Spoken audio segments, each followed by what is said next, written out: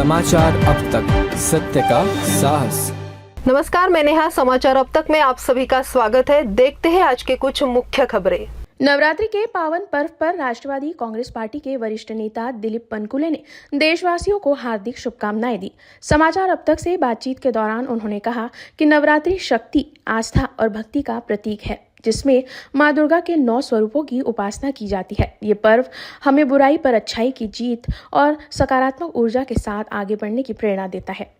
उन्होंने कहा कि नवरात्रि जैसे पावन अवसर पर सभी लोगों को आपसी भाईचारे, सौहार्द और सामाजिक एकता का संदेश लेकर आगे आना चाहिए। पनकुले ने समाज के हर वर्ग से अपील की है कि इस उत्सव को एकजुटता और सद्भाव से मनाएं, ताकि समाज में शांति और सहयोग का वातावरण स्थापित हो सके। नवरात्र ये हिंदू का अपना धर्म का आशा स्थान है। नव दुर्गा माता ने भी जो अवतार लिया, ये उसी लिए लिया था कि इस देश इसमें ये संसार में राक्षसों का वध करने के लिए उन्होंने जन्म लिया था। और पूरी शक्ति ब्रह्मा, विष्णु, महेश, इन तीनों भगवानों की शक्ति उसको मिली थी और उन्होंने दुर्गा देवी का रूप धारण किया था। और इसी परंपरा आज भी अपने पूरे देश में बड़े उत्साह के साथ मनाते हैं। दुर्गा देवी का आशीर्वाद और अपने ऊपर आने वाले संकट दूर होना चाहिए, इस भावनाओं से माता रानी का लोग जागरण करते हैं, जश्न मनाते हैं, मनोकामना रखते हैं और उसी प्रकार से अपनी मनोकामना पूर्ण हो, इस हिसाब इससे वो अपनी श्रद्धा से काम करते हैं। मुझे तो यही कहना है कि माता रानी का आशीर्वाद, यानी पूरे त्रिखंड में रहने वाले भगवानों का आशीर्वाद होता है और इसी प्रकार से उनको सब तुम्हारे उनकी श्रद्धा, उनकी आशा और उनके ऊपर आने वाले सब संकटों को दूर हो, इस नाते से जो श्रद्धालु श्रद्धा से जो पूजा करते हैं उनकी मनोकामना पूरी होती है।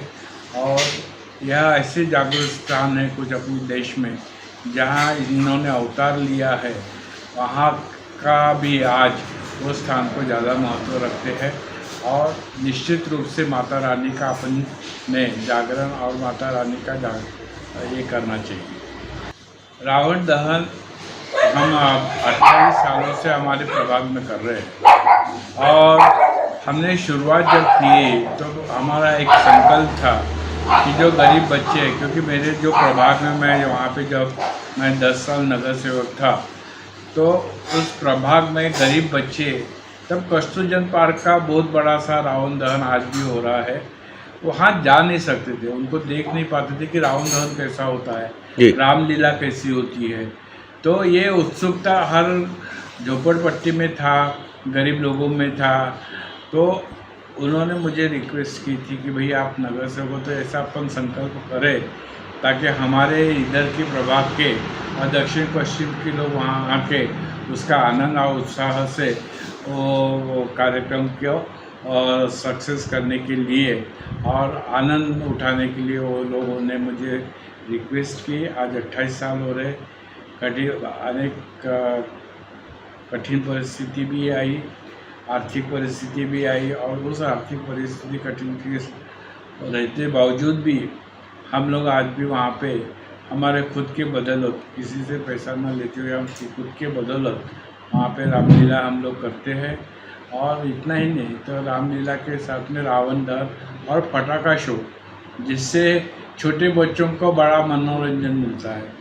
तो इस हिसाब से वहाँ पे हम ये परंपरा हम वहाँ पे अभी शुरू रखी है, आगे भी रहेगी ऐसी मुझे विश्वास है। जब तक कि हम लोग हैं तब तक कि वहाँ पे रावण दहन का कार्यक्रम हम यशस्वी करने का हम प्रयास करेंगे।